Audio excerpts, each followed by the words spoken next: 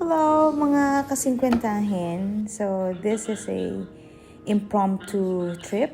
Although meron na kami book leave, hindi lang namin alam kung saan magandang pumunta.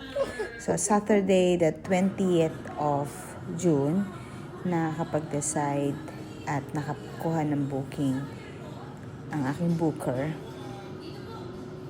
papuntang Bangkok. Ay, Skyscanner ba? Ko alam. Anyways, kanina nga nakapag-ulit-ulit na paulit-ulit ng kuha 50. Anyways, ano yung sinabi ko? Kalimutan ko. Siguro mga pangalawa, pangatlong vlog ko to. Hindi ko pa alam kung kailan ko i-upload. But just the same. Ipa-vlog ko na to.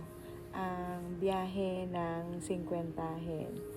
At again, uni-ulit ko, nakapag-book kami kanina ng 4:30 in the afternoon para sa flight bukas. At magbabakasyon kami for 2 weeks. Ang unang leg namin ay Melbourne, Bangkok. Tapos kami ng 12:30 in the afternoon. Pero dahil alas 11 na ngayon, pakakuha ng 1 oras o 2 o 3. Tapos bukas 7:30, susunduin kami ng hipag ko at ihahatid nila kami. At yun lang. Bantayan. So yan lang. 2 weeks. Nalagay ko na doon. Pinagpilian ko to. Ayoko dyan. So ito lang yung dadaling ko. Isang pangbahay. 1, 2, 3, 4 na shirts. 3 shorts kasi ang weather ay 37. So, yan lang. 2 weeks. Yun lang. Nalagay ko na doon. Pinagpilian ko to. Ayoko dyan. So, ito lang yung dadaling ko. Isang pangbahay. Yun lang. Ayan. 1, 2, 3, 4 na shirts. 3 shorts kasi ang weather ay 37. Tapos bibili na lang ako. Yun lang. Ayoko magpipet dahil mag-shop. Hindi ako shopping. Tinatamad ako magdala ng madami. Yan lang. Okay na yan.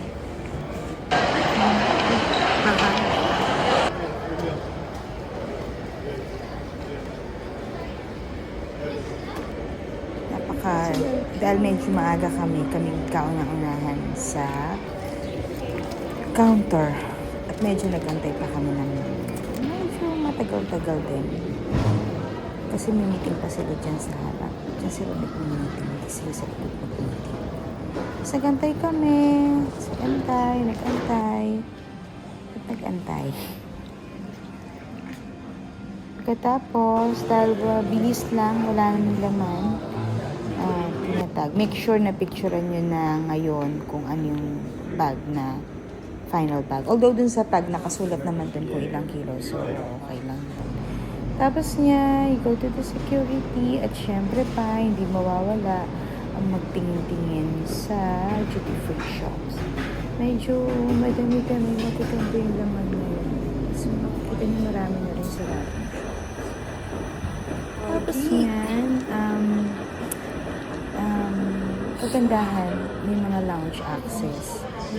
Makakamura ka, makakatipid ka, or makaka-relax ka. Ang maganda, pagka magla-lounge access kayo, punta kayo ng umaga, diba? Tapos by 11:30, lunch naman.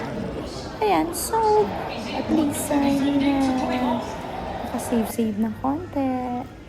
At saka, nag-enjoy sa pag-relax. Tapos nun, mga 5-10 minutes prior to, alam niyo, sasabihin naman niya. Although wala silang announcement sa lounge, sasabihin naman nila. Makikita niya naman doon na reporting. Dahil nga, FIFA, meron silang konting palabas-labas siya. After nun, nag-stop over sa Panay. Maliit lang yun. 40 minutes lang, kaya halos wala lang din. Parang tumayo, nag-inat-inat. Tapos 40 minutes na doon ka na. At syempre pa, andyan na kami sa Bangkok. Nag-land kami ng gabi na 11 something na. Kasi hirap kami ng Grab. Sabay-sabay kumukuha ng Grab. Kaya medyo matagal. Tapos maganda dito kapag dating mo ng Bangkok, medyo mag-fill up ka na ng e-arrival card kasi matagal. Tagal-tagal. Dahil nasusuot ang dami ng tao na nag-a-arrive. So, lakad lang, sundan nyo lang yung arrival.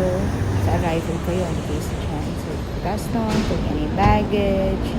Yan. Tapos yung grab nila sa labas. Meron din naman doon mga taxi. Pero, mas preferred namin yan.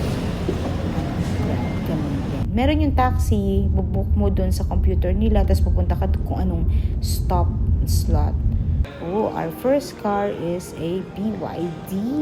O, diba? Maganda. Konting diferensya lang. Kukunin nyo premium na para medyo convenient naman. Yan, service deluxe ka.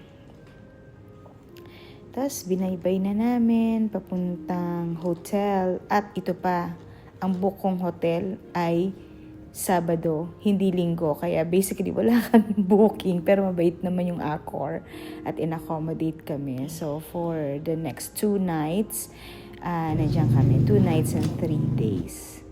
Yan ang Mercure room. Very spacious siya. Tsaka malapit sa lahat. Sa tapat niyan, Emporium. At syempre pa, ang aming inaasam-asam ay ang masarap na masahe. So, yan yung room nila.